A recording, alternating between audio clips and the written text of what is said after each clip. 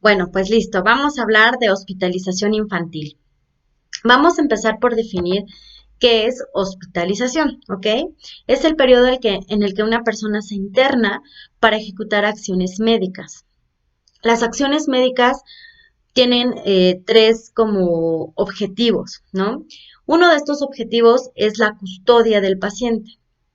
Por ejemplo, hablamos de un paciente psiquiátrico donde tiene que estar internado en una clínica especializada para, si bien va a recibir un tratamiento de su enfermedad, pero también tenga una vigilancia y una atención continua, ¿no? Ya que pues pudiera ser que su enfermedad, además de ocasionarle como daño a él, ponga en riesgo a otras personas y entonces este paciente tiene que estar recluido, ¿no? Pues bueno, para poderlo estarlo vigilando de manera cercana. Después tenemos el objetivo del diagnóstico y la curación, que es como la mayoría de los hospitales, ¿no? Los hospitales generales y de alta especialidad que conocemos.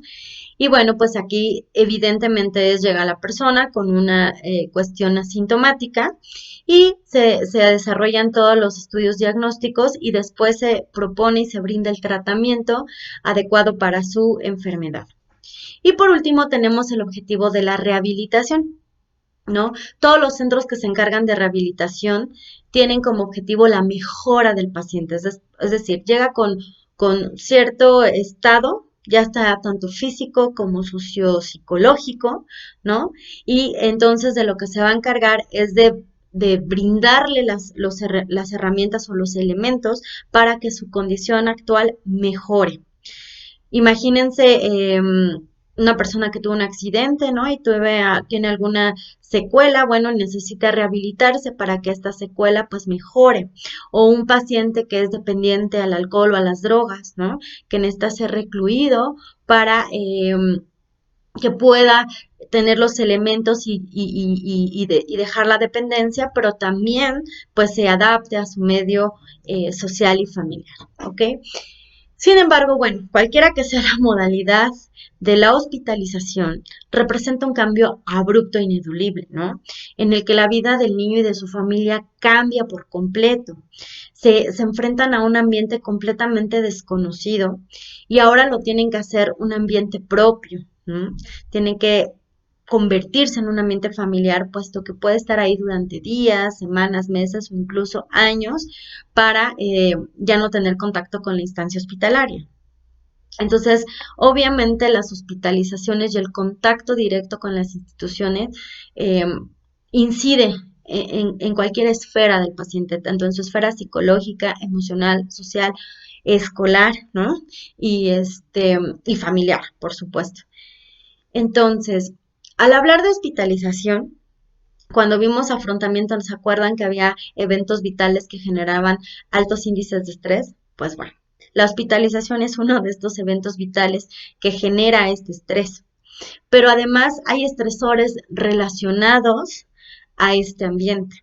El entorno hospitalario, ¿no? Puesto que es distinto al ambiente familiar, es un ambiente impersonal, es frío, ruidoso, ¿no? Hay muchísimos estímulos ambientales que pueden ser aversivos para las personas, desde la luz, los sonidos, la gente que trabaja ahí, ¿no?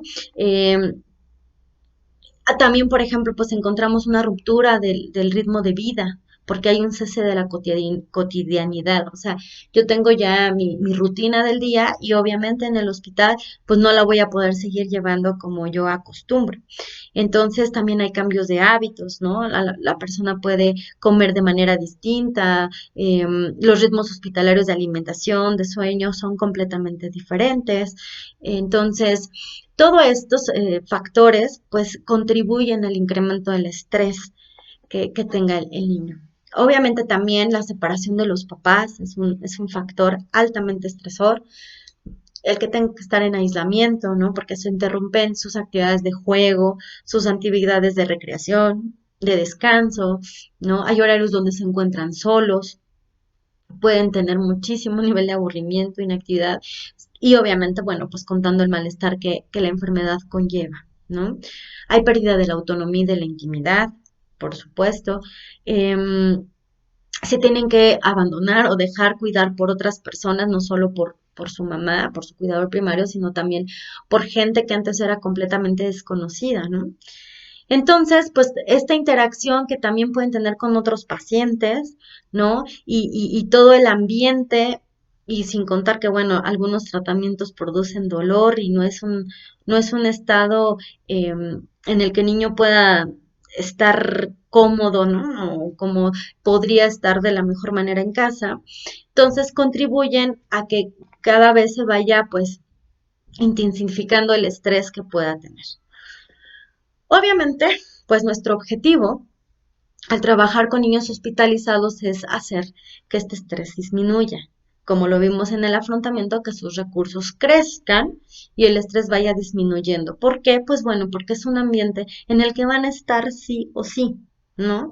Entonces, eh, es la idea de, bueno, ya que vas a estar aquí, pásalo lo menos peor posible, ¿no? Y para eso podemos tener ciertas estrategias o darle ciertos recursos para que no para que el estrés vaya mitigándose. Entonces, no todos los cambios, y esto es importante, no todos los cambios son malos, ¿no? De entrada, tenemos que hacerle saber al paciente esto. Puede haber ganancias secundarias. Eh, a lo mejor el que tengan disponible la atención de los papás todo el tiempo, a lo mejor que cuenten con servicios que en casa no tienen, como agua, como comida, ¿no? A lo mejor una ganancia secundaria pues el no realizar ciertos deberes que deben realizar. Sin embargo, debemos hacerle saber al paciente que estas ganancias secundarias tienen que ser funcionales para él, ¿no? O sea, no se va a valer así como que, ah, bueno, pues ya que no voy a la escuela, yo aquí me la paso a gusto y no voy a hacer nada, no, sino que dentro del hospital también puede hacer ir fabricando una propia rutina, haciendo su ambiente más personal, ¿no? A lo mejor decorar su espacio, a lo mejor ingresar algún tipo de objeto que al niño lo haga sentir un poco más cómodo, más, este, adaptado, ¿no? A lo mejor también algún juguete que lo haga entretenerse, las tecnologías, un celular, un iPad en el caso de los adolescentes, que puedan hacer que el niño tenga ciertas actividades dentro del hospital independientemente de las actividades que tenga que hacer debido a su enfermedad, pero que bueno, lo ayuden a ocuparse, ¿no? A ocupar ese tiempo y podamos continuar con el desarrollo. Y pues evidentemente la escolarización es un parteaguas en este tema, ¿no? El que puedan continuar dentro del hospital sus temas académicos es muy importante porque además de que no hay rezago, pues es parte de que el niño siga en esta como dinámica de desarrollo y no se frene. ¿Ok? Entonces, ¿qué factores pueden ser como pueden jugar doble filo, ¿no? Estos factores pueden ser tanto en contra como en pro de que la adaptación al hospital se dé. Por ejemplo, la edad, ¿no? Sabemos que los niños que son más pequeñitos tienen más dificultades para adaptarse, ¿no? Que los niños que son más grandes. La etapa en el desarrollo en el que se encuentran, los miedos y las fantasías previas que tenían. O sea, si el niño ya tuvo, por ejemplo, experiencias previas con hospitalización que fue bastante desagradable, híjole, pues se va a mermar un poco la adaptación, ¿no? Tenemos que conocer a nuestro paciente y saber qué capacidad de adaptación tiene, cuál es su personalidad, qué nivel de resiliencia tiene, cómo asimila situaciones nuevas, cómo se adapta al cambio, qué relación tiene con sus papás, qué estilos de crianza tienen los papás, porque estos factores tanto pueden jugar a favor como en contra de la adaptación. Entonces, si vemos como por ahí, por ejemplo, que hay un estilo de crianza que no es como tan adaptativo, ¿no? Que no permite que el niño se esté desarrollando de manera adecuada, pues bueno, convendría trabajarlo con los papás, ¿no? También hablamos de la enfermedad y el tipo de enfermedad que tiene, el tiempo que va a estar hospitalizado. Digo, no es lo mismo que yo esté 3 días hospitalizado porque, no sé, pues, me rompió una pierna, acabo de estar 2 meses, ¿no? Hospitalizado. El dolor, ¿no? Si mi enfermedad causa mucho dolor, si los tratamientos que recibo en el hospital causan mucha molestia, pues también me va a dificultar la adaptación. En cambio, si yo tengo recursos para enfrentar el dolor, si yo tengo recursos para darle un significado diferente a mi enfermedad, para conocer los procedimientos, para saber qué voy a vivir y qué me va a pasar dentro del hospital, pues bueno, al contrario, el niño se va a poder adaptar mucho mejor a este ambiente. ¿no? Y bueno, ¿qué pasa? Digo, ya tenemos nuestro trabajo, ¿no? Como muy identificado. Nuestro objetivo es bajar el estrés, hacer que el paciente se vaya adaptando a este medio, ¿no? A través de estas estrategias de personalizar su espacio, de ponerle actividades, rutinas, ciertas, eh, como actividades que no son meramente del hospital, ¿no? Como la parte de la escolarización y demás. Y bueno, pero ¿qué pasa si esas estrategias no funcionan y el niño no se adapta, ¿no? De los casos que hemos visto, lo que sucede cuando un niño lleva mucho tiempo hospitalizado y no se ha logrado adaptar, hay un trastorno llamado hospitalismo. Es una serie de trastornos que sufre el niño como, como consecuencia de la clariencia del clima familiar, ¿no? De la separación de la mamá y pues esta introducción al ambiente extraño. Entonces, ¿cómo vamos a identificar el hospitalismo? De entrada tenemos que saber que la primer fase de este trastorno puede durar durante horas o varios días y se llama protesta.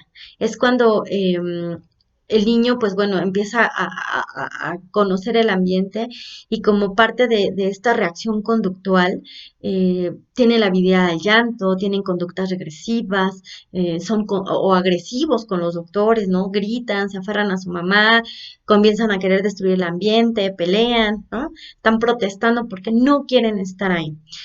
Generalmente los niños pasan por esta etapa y empiezan a adaptarse, ¿no? Pero ¿qué pasa si no empiezan a adaptarse? Pasan a una segunda fase que se llama desesperación. Aquí el niño es menos activo, ¿no? Puede llorar, pero como que empieza a entender que aunque llore, pelee y grite, no va a lograr salir del hospital, ¿no? Entonces es poco comunicativo, apático, no pela a las personas que lo rodean, como que se aísla de la interacción humana, pueden dormir mucho, ¿no? Y entonces es aquí donde tenemos que prestar importante atención porque si bien la primera fase de protesta se puede presentar en muchos pacientes, llegar a la parte de desesperación ya nos da un foco de alerta muy claro en donde el niño pues no se está adaptando y está generando problemas psicoemocionales en él. Ujú. No quiere decir como que, pues como el niño ya está más tranquilito, ya va mejor. No, al contrario. Una cosa es estar tranquilo y adaptándose y otra cosa es estar como ausente del ambiente y no ser proactivo en su tratamiento y en su curación. ¿Me explico? Y la última fase es la fase de indiferencia. Entonces, esta fase es como que ya, o sea, todo me vale gorro, soy indiferente al ambiente, rechazan a la mamá incluso, ¿no? Como que quiero estar solo, que nadie me hable, que nadie me moleste, parece no importarles nada, incluso en algunos casos se da mutismo, poca interacción, hay falta de interacción afectiva, ¿no? Con sus padres o con el personal médico y entonces, pues bueno, puede haber dificultad para el manejo. Entonces, este es como las fases del hospitalismo que no queremos que sucedan, ¿no? Entonces, de entrada, para empezar a trabajar con el niño y favorecer su adaptación, además de lo mencionado anteriormente, que es como ir contribuyendo a la mejora de su espacio y de sus recursos, personales, tenemos que impedir, no permitir de cualquier manera que se les mienta, ¿no? Ni los papás ni el equipo médico. Hablar claramente y tener técnicas de psicoprofilaxis que lo preparen tanto a los tratamientos como a la hospitalización. No podemos permitir conductas que antes no se permitían, ¿no? Si yo no le permitía hacer berrinche, ahora le permito hacer berrinche, no. ¿Por qué? Porque esto va desorganizando más tanto la cuestión cognitiva como emocional del niño. Darle todo lo que pida, para nada, pero tampoco exigirle demasiado. ¿Explico? Tenemos que guardar este equilibrio en donde continúo con límites, ¿no? Y tienes que hacer ciertas cosas que a lo mejor son desagradables, pero no voy a exigirle de más. No podemos amenazar ni chantajear y mucho menos cambiar los estilos de crianza si es que son favorables. Tenemos un estilo de crianza no tan favorable, pues sí convendría cambiarlo, ¿no? Y entonces, bueno, esto es como a grandes rasgos cómo empezamos a trabajar con un niño hospitalizado, además de las otras técnicas que ya hemos estado hablando, ¿no? Como esto de psicoprofilaxis, como esto de mejorar las estrategias de afrontamiento y la parte de escolarización que es muy importante. No lo voy a explicar todo en este video porque tengo que hacerlos muy cortitos, pero en su lectura contiene toda esta parte de la escolarización.